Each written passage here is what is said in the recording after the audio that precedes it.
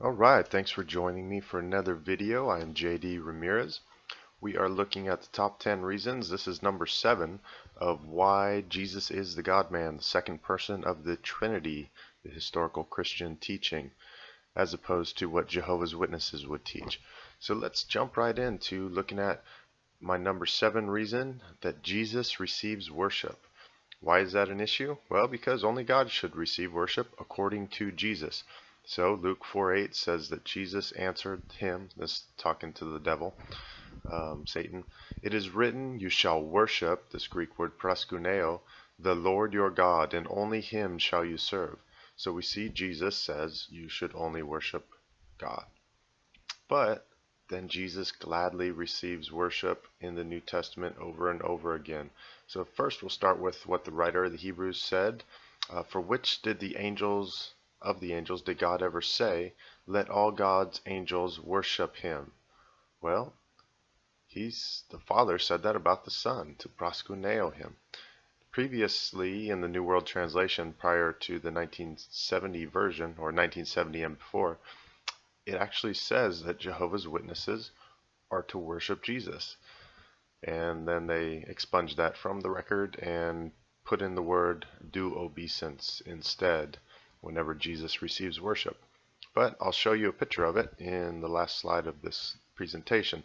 We see in Luke 24 where he blessed them and he parted from them and was carried up into heaven, and they worshiped him. The disciples worshiping him when he returned into heaven. Matthew 28, we see the same thing. Matthew records that they worshipped him, proskuneoed him, Jesus. In John 9, you say Jesus healed a man. He said, "Do you believe in the Son of Man?" He answered, "And who is he, sir, that I may believe in him?" And Jesus said to him, "You have seen him, and it is him who is speaking with you." And he said, "Lord, I believe." And he proskuneo, or worshipped him.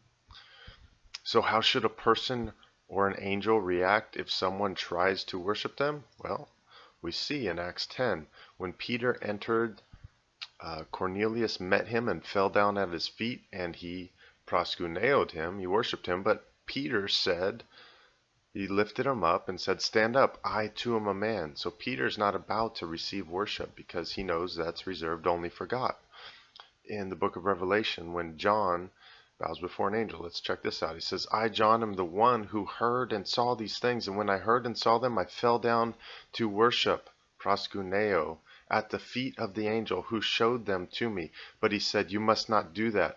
I am a fellow servant with you and your brothers and the prophets, and with those who keep the words of this book." Proskuneo, or worship God. So we see how people should respond.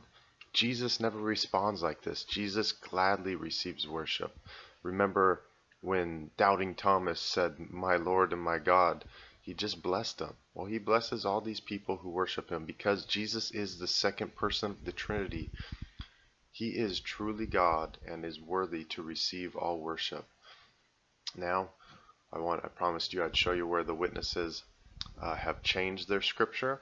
This right here is the New World Translation revised in 1970. It's a green copy. You can get it on Amazon for $3. The shipping costs more than the book. But check this out. In Hebrews 1 verse 6 it says, "And let all God's angels worship him." This is speaking of Jesus. And in the newer translation it says, "And let all God's angels do obeisance to him." So I hope you'll see that Jesus gladly received worship and he is the God-man. I encourage you to like, share, subscribe, and comment on our videos. Check out the channel for us sharing the gospel on the streets, college campuses, and even abortion clinics. For the full presentation of the top 10 reasons why Jesus is the God-man and proving the Trinity to the Jehovah's Witnesses, check out the link that is floating on the screen right now. May God richly bless you.